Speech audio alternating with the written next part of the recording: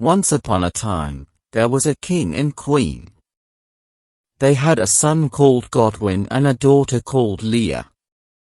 Godwin was handsome and strong, and Leah was beautiful and kind. She had long, ruby red hair, and she was friends with everyone. But one day, when the children were still young, the queen got ill and died. The grief was too much for the family. The king's grief made him angry, and he often shouted at the servants. Leah's grief made her quiet, and she stopped talking to people. Godwin's grief made him want to leave. Seeing the castle and his family every day made him think of his mother, and he couldn't bear it.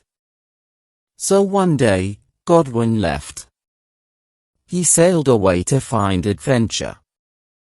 He left a note which explained this, but this did not make his father or his sister any less sad. The king did not want to lose Leah as well. He noticed that every day she stood on her balcony and watched the sea, so he planted a rose garden there. Slowly, hundreds of white roses grew on the balcony, and with them, Leah began to talk again. She talked only to the roses at first, but then she started talking to people, too. Still, she seemed to love her roses more than anything else.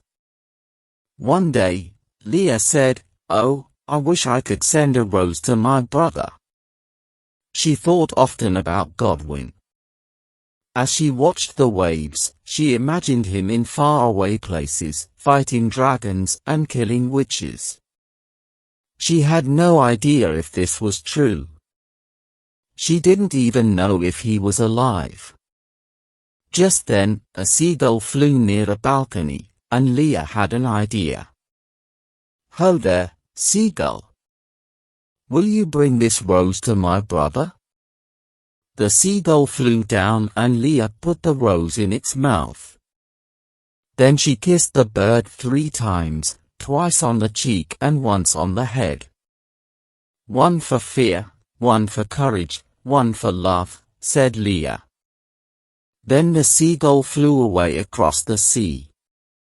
For many years, Leah continued to send flowers to her brother, each time giving 3 kisses to the seagull. No reply ever came, and the servants in the castle began to talk. Some said that Godwin had been eaten by a dragon, and others said that he had been killed by a witch. The king told his servants to stop saying such horrible things, but when words fly like seagulls, nothing can bring them down. Leah became quiet again, and the king did not want to see her that way. He thought that she needed a mother's love. So he sent a message to another country. He knew that there was a princess there who had never married. He sent her some of Leah's beautiful roses and asked her to marry him. To his surprise, the princess accepted. She came immediately, and although she was very beautiful, she was also very strange. She talked a lot, but she never talked much about herself. It seemed like she had many secrets. She was quite old for a princess, of course. So the king thought she was probably just very happy to finally have a chance at marriage. They had no reason to wait. So the wedding took place a few days later. Leah watched silently as her father kissed this strange woman. But when she saw that her father was happy, she became happy as well. Still, one thing Leah found very strange. The new queen had brought no servants with her. In fact, she brought very few things with her at all. One day, while the king and the queen were riding horses, Leah went into her room. She expected to find beautiful jewelry and clothes. The new queen wore different clothes every day, but all there was the bed and a large glass bottle on a table. Inside the bottle was a liquid that changed colors. Sometimes it was yellow, sometimes red, sometimes green, and sometimes blue. Leah wanted very much to open the bottle and see what it was, but she was a good girl, and she thought the servants would be coming soon. It was a shame she did not open the bottle, because then she would have discovered the new queen's secret. In the bottle lived 4 ghost witches, a yellow witch, a red witch, a green witch, and a blue witch.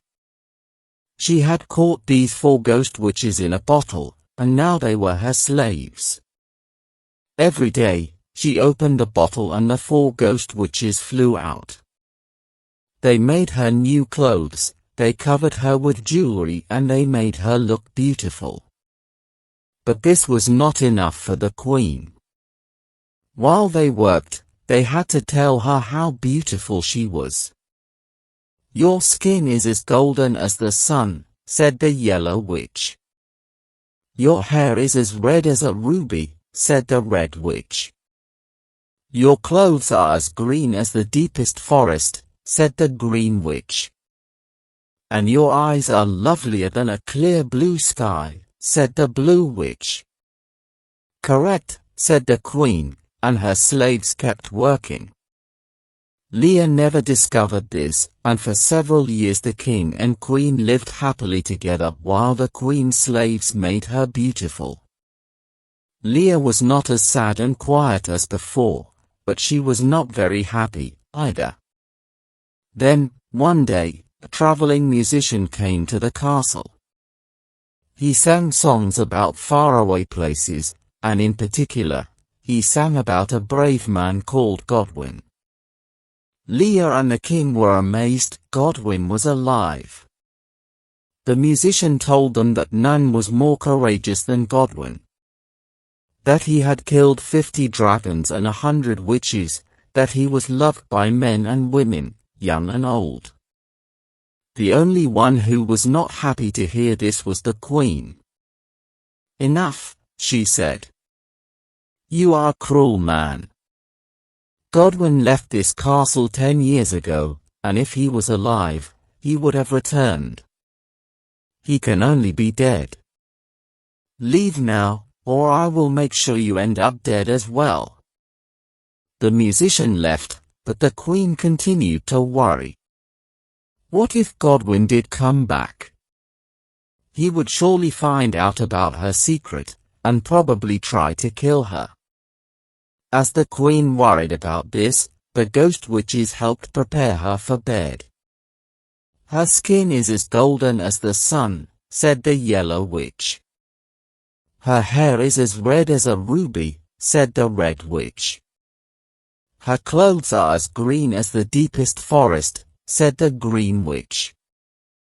"And her eyes are lovelier than a clear blue sky," said the blue witch. "Huh," said the queen. "Huh? Who are you talking about?" "We speak of the Princess Leah," said the yellow witch. "She is an adult now, and so beautiful," said the red witch. "We thought you should know," said the green witch. "Now everyone thinks she is more beautiful than you," said the blue witch. This made the queen very angry. She screamed at the ghost witches, who flew around the room and cried, "Sorry." They were hoping that she would smash their bottle. If the queen smashed their bottle, they would be free. The queen picked up the bottle, and it looked like she was just about to smash it, but then she had an idea. "Go. Find the princess. Go and turn her into the ugliest creature that has ever lived." "Yes, queen," said the ghost witches. They flew away, and it did not take them long to find Leah. She was standing on her balcony as usual. "Your breath will be hotter than the sun," said the yellow witch. "Your skin will be as red as rubies," said the red witch. "Your eyes will be as green as the deepest forest," said the green witch. "And your tongue will be as blue as the sea," said the Blue Witch. They used their magic, and Leah began to turn into a dragon. Her skin became hard and ruby red, her eyes turned green, and her tongue turned blue. When she breathed, fire came out, hot as the sun. Deep in Leah's stomach, there was still the grief for her mother. But in the dragon's stomach, the grief turned to hunger. The dragon flew away. With its huge teeth it ate everything it found, and when people came near, it breathed fire on them. The dragon ate a field of vegetables and it ate a dozen sheep. When it was full, it flew back to the castle and ate the garden of roses. The people ran to the king and asked for help. The king didn't know what to do, they had never seen a dragon before. So the queen stepped in. "The dragon must be killed," she said. "Find the strongest men in the land," and, "No," said the king. "I am sure only Godwin could kill that dragon." He saw the dragon fly through the sky, and that ruby-red skin was familiar. The king had an idea. "Bring 50 bathtubs to the beach and fill the bathtubs with 100 liters of milk." The people thought that this was strange. But the king had always had good ideas in the past, so they did as he said. They waited for the dragon to fall asleep. Then they carried 100 bathtubs to the beach below the balcony and filled them with 100 liters of milk each. When the dragon woke up, it was hungry, and it smelled the cow's milk immediately. It flew down and drank all the milk, and then it fell asleep again. It had worked. For several days, the people continued to bring the dragon milk, and it stopped eating their other food. But far away on the sea, not all was well. Godwin stood on his ship. He had had the ship built a few years ago. And now he traveled everywhere on it. Usually, a seagull came every day and brought him a white rose, and he liked to imagine it came from his sister. But the past few days, the seagull hadn't come. He began to think about home. All this time, he hadn't returned because of his grief. Maybe it was time to go back. Just then, he heard a sound from the sky. It was the seagull. But it was not calmly carrying a rose as usual. It shrieked horribly. Godwin knew something was wrong, and he immediately turned the ship to go home. For several days he traveled. And when he came near, he saw a dragon on the shore. For over a week now, the people had been bringing milk to the dragon. And the cows of the kingdom were getting drier and drier. It seemed the dragon could drink 20,000 liters of milk and still want more.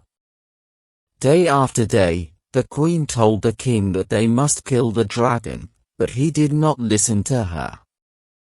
So she got angry and hid in her room, trying to think of ways to get what she wanted. When she saw Godwin's ship approaching, she knew she had to do something. "Quick, quick," she said. She picked up the bottle so quickly that when she opened it, it dropped to the floor and smashed.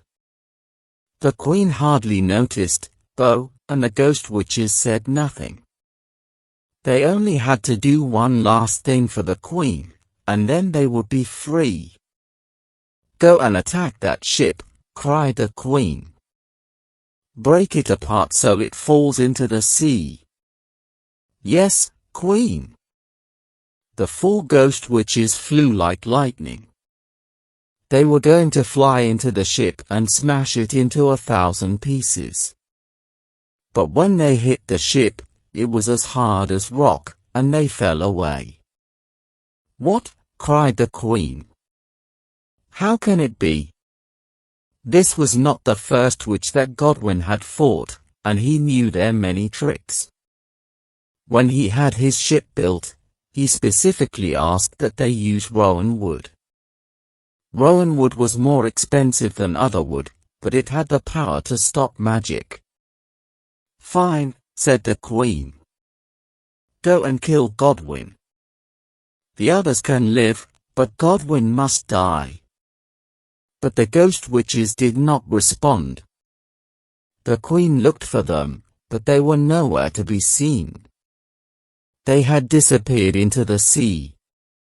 Soon, Godwin's ship pulled onto the shore, and the dragon woke up.